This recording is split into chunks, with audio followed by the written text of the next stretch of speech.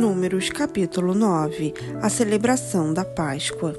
Quero pedir para vocês para me ajudarem a crescer com esse canal para que a Bíblia chegue no máximo número de pessoas possíveis. Então curta esse vídeo, comente amém, compartilhe com seus amigos e se inscreva. O Senhor falou a Moisés no deserto do Sinai, no primeiro mês do segundo ano depois da saída do povo de Israel da terra do Egito, dizendo que os filhos de Israel celebrem a Páscoa no tempo determinado, no dia 14 deste mês, ao crepúsculo da tarde. Vocês celebrarão a Páscoa no tempo determinado. Devem celebrá-la segundo os seus estatutos e segundo todos os seus ritos. Portanto, Moisés disse aos filhos de Israel que celebrassem a Páscoa.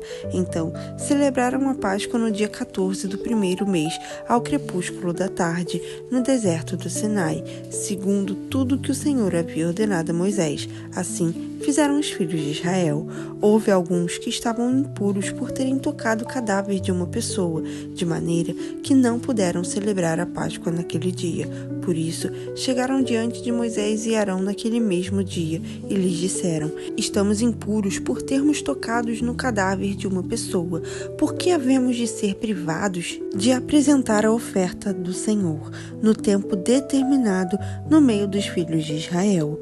Moisés lhe respondeu: esperem e ouvirei o que o Senhor ordenará a vocês. Então o Senhor disse a Moisés: fale aos filhos de Israel, dizendo: quando algum de vocês ou dos seus descendentes se tornar impuro por causa do contato com um morto, ou estiver em viagem de longe de vocês, ainda assim celebrará a Páscoa ao Senhor. Devem celebrá-la no dia 14 do segundo mês, no crepúsculo da tarde. Devem comê-la com pães sem fermento e ervas amargas. Não deixarão de sobrar nada até na manhã seguinte e não quebrarão nenhum osso do cordeiro.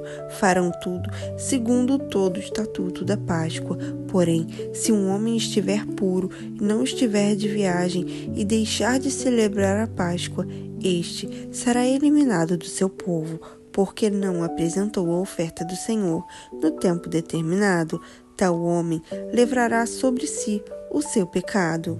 Se um estrangeiro habitar entre vocês e também quiser celebrar a Páscoa ao Senhor, deverá celebrá-la segundo o estatuto da Páscoa e segundo o seu rito.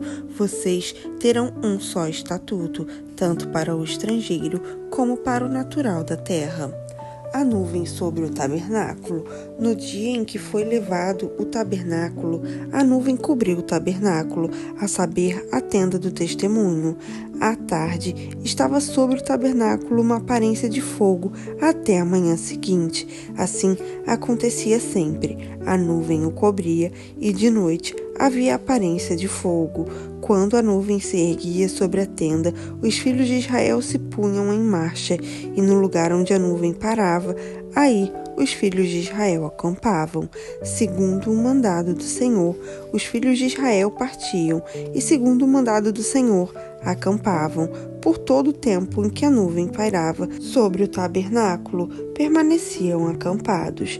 Quando a nuvem se detinha muitos dias sobre o tabernáculo, os filhos de Israel cumpriram as ordens do Senhor e não partiam. Às vezes, a nuvem ficava poucos dias sobre o tabernáculo. Então, segundo o mandado do Senhor, permaneciam, e segundo a ordem do Senhor, partiam. Às vezes, a nuvem ficava desde a tarde até a manhã seguinte.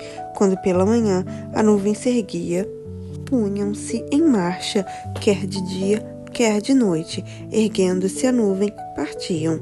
Se a nuvem se detinha sobre o tabernáculo por 2 dias, ou um mês, ou por mais tempo, enquanto pairava sobre ele, os filhos de Israel permaneciam acampados e não se punham em marcha.